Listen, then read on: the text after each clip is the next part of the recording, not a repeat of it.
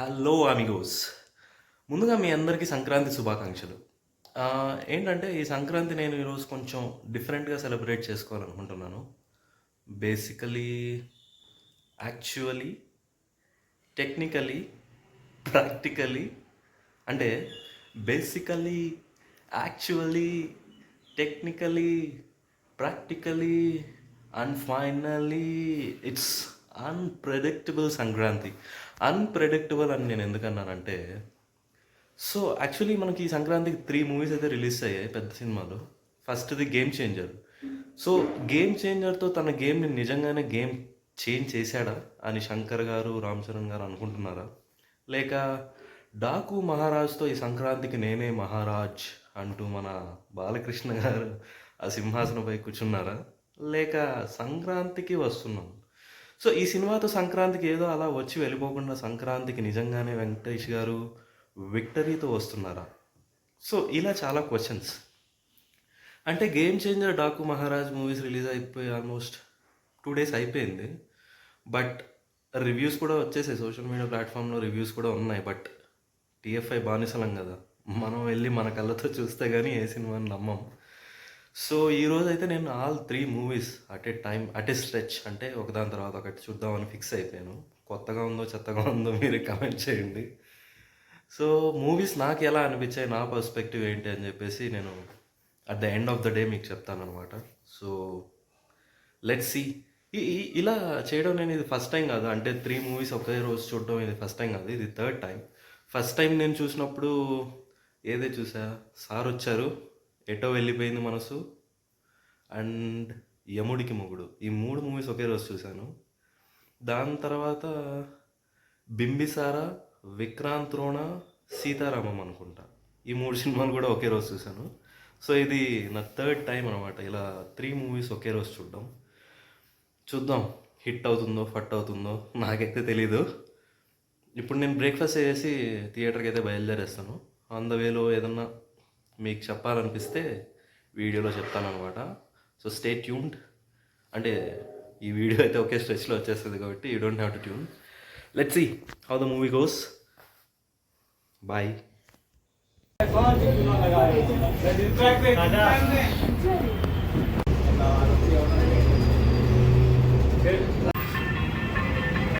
Finally మాల్కి అయితే వచ్చేసాం ఫ్రెండ్స్. రావడానికి ఒక అడ్వెంచర్ చేయాల్సి వచ్చింది. అంటే లిఫ్ట్ అడిగి బస్ ఎక్కి పరిగెత్తుకొని వచ్చేస్తున్నాను. మాల్కి అయితే వచ్చేసాం, రీచ్ అయిపోయాం. ఇంకో 15 మినిట్స్ ఉంది, వెళ్ళిపోదాం. ఫస్ట్ మనం 'డాకు మహారాజ్' సినిమా చూస్తున్నాం, ఎందుకంటే పండగను కొంచెం హైలో స్టార్ట్ చేద్దాం. దాని తర్వాత 'గేమ్ చేంజర్' అండ్ దెన్ సంక్రాంతికి వస్తున్నాం. లెట్స్ సీ ఎలా ఉండబోతుందో. లిఫ్ట్ ఎక్కడానికి వెళ్తున్నాం. త్వరగా వెళ్తే, అంటే ఒకే థియేటర్ కాబట్టి అక్కడక్కడే స్క్రీన్లు మారాలి. మళ్ళీ ఎగ్జిట్కి వచ్చి ఎంటర్ అయ్యేంత కష్టం పడలేము. అక్కడ సెక్యూరిటీతో మాట్లాడాలి. మన గాడ్ ఆఫ్ మాసెస్ బొమ్మ పడుతుంది. ఫస్ట్ మూవీ అయితే స్టార్ట్ అవబోతుంది. ఏదనుకుంటున్నారు? 'డాకు మహారాజ్. హాయ్, ఇప్పుడే 'డాకు మహారాజ్' సినిమా అయితే చూసుకొని వచ్చేసాను. నెక్స్ట్ 'గేమ్ చేంజర్' కోసం వెయిటింగ్. ఇంకో 15 మినిట్స్ టైం ఉంది. ఇప్పుడైతే నేను ముఫాసాతో పాటు ఒక సెల్ఫీ తీసుకుందాం అని చెప్పేసి వచ్చేసాను. రివ్యూ ఇప్పుడైతే చెప్పను, లాస్ట్లో చెప్దాం. 3 ఒకేసారి ఎలా ఉందో లాస్ట్లో చెప్తాను. అంటే 3 డిఫరెంట్ జానర్స్ కదా. Let's see you back. సంక్రాంతికి మహేష్ బాబుని చూడలేనేమో అనుకున్నా, కాకపోతే చూసేసానండి. The lion king, Mufasa, the Mahesh Babu. Global star Ram Charan. 'Game changer' movie ఇప్పుడే స్టార్ట్ అయింది. ఇంకో 2.5 hours ఇక్కడ చూసిన తర్వాత మళ్ళీ నెక్స్ట్ మూవీకి వెళ్ళిపోవాలి. Is the game changer easy or not? చూద్దాం, ఎండ్ ఆఫ్ ద వీడియో మీరే చూస్తారుగా. 'గేమ్ చేంజర్' కూడా అయిపోయింది. నెక్స్ట్ మన వెంకటేష్ గారి సంక్రాంతికి వస్తున్నాం. ఎనర్జీ లేదనుకుంటున్నారా? ఫుల్ ఎనర్జీ స్టోర్ చేసుకున్నా. ఎందుకంటే మనం వెంకీ గారి మూవీ అంటేనే నవ్వుల పండుగ.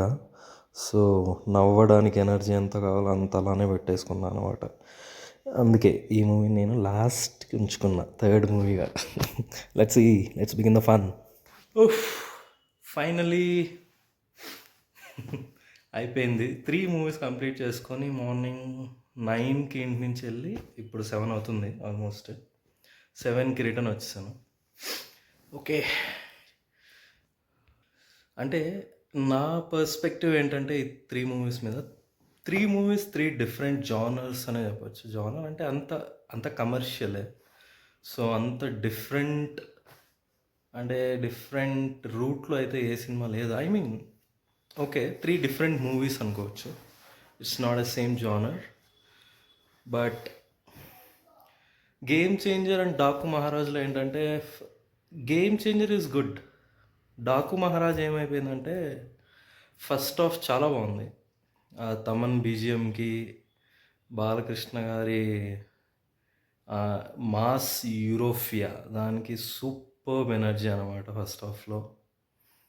సెకండ్ హాఫ్ ఎందుకో నాకు కిక్ టు వైబ్స్ ఎక్కువ వచ్చాయి. అంటే కిక్ టు బ్యాక్ డ్రాప్, స్టోరీలు బ్యాక్ డ్రాప్ అంతా kick to vibes. Kick second part ఉంది కదా, ఆ మూవీ వైబ్స్ వచ్చాయి నాకు. సో అదొక్కటి బ్యాక్ డ్రాప్ అనమాట ఈ మూవీకి. Apart from that, Daaku Maharaj is really good movie. Game changer again Shankar garu mark కొంచెం అయితే కనిపిస్తుంది. ఎందుకంటే it's a technical war between, అంటే tactical war between a politician and a you know public servant, administrative servant, IAS officer అనమాట. So వాళ్ళిద్దరి మధ్య ఆ tactics అనేది చాలా బాగా డిజైన్ చేశారు. ఎందుకు అలా రివ్యూస్ వచ్చాయని నాకైతే తెలియదు. మనం ఒక రివ్యూ చూసి అయితే సినిమాకి పోవడం ఎంతవరకు కరెక్టో నాకు తెలియదు. ఎందుకంటే రివ్యూ అనేది ఒకరి పర్స్పెక్టివ్ అనమాట. ఈవెన్ నేను ఇప్పుడు చెప్పేది కూడా నా పర్స్పెక్టివ్ అంతే. సో ఈవెన్ నాకు కూడా నా ఫ్రెండ్స్ చాలామంది చెప్పారు, ఎందుకు వెళ్తున్నావు అసలు ఆ సినిమాలకి అని. But I still wanted to go. వెళ్ళి చూడాలనిపించింది, వెళ్ళి చూశాను. But this is my perspective. అంత వాళ్ళు చెప్పినంత బ్యాడ్ అయితే లేదు. అలాగే వాళ్ళు ఒక మూవీని పొగిడేశారు, అంత పొగడాల్సిన అవసరం కూడా లేదు ఆ మూవీకి.